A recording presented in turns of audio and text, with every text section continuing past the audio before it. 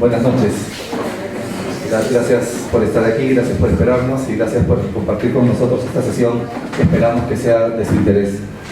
Antes de empezar y de darle la palabra al profesor Daniel Jones, que estoy seguro que es la razón que nos convoca esta noche y por la que están todos aquí, y bueno, ya sabemos el tema de la presentación de hoy, seguramente vamos a tener un poco más de tiempo para hablar de eso. Solo quería presentarme brevemente, soy Rafael Minauro, soy Country Manager de PPP University para Colombia. Buenas noches, mi nombre es Ángela Carrasco, yo represento a Eduplanet para Latinoamérica, soy la firma consultora en educación y estrategia para BPP en este momento.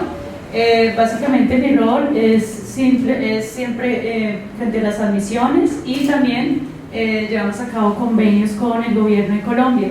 This is a relatively small group to talk to, so I'm very happy if we make this interactive, so if you want to ask questions as we go along, then I'm more than happy to do that. Our teaching groups in the university are relatively small. It's unusual for me to have more than 25 students in a class, so my style of teaching, lecturing, tends to be very interactive. So I'm more than happy to ask questions or ask for explanation as we... And finally we can relocate.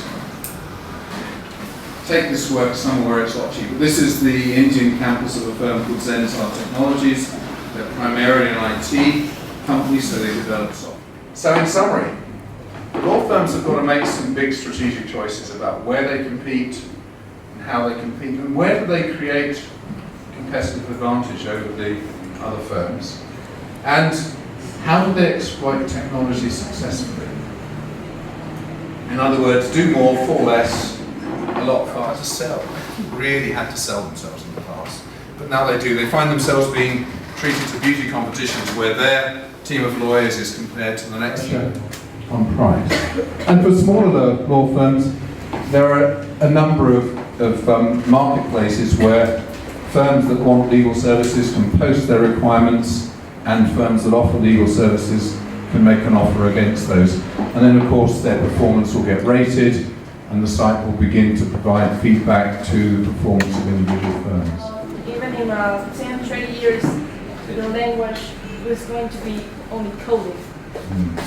For all of this artificial intelligence, all the technology, so what is your point of view of from kids or from childhood, they need to learn to code?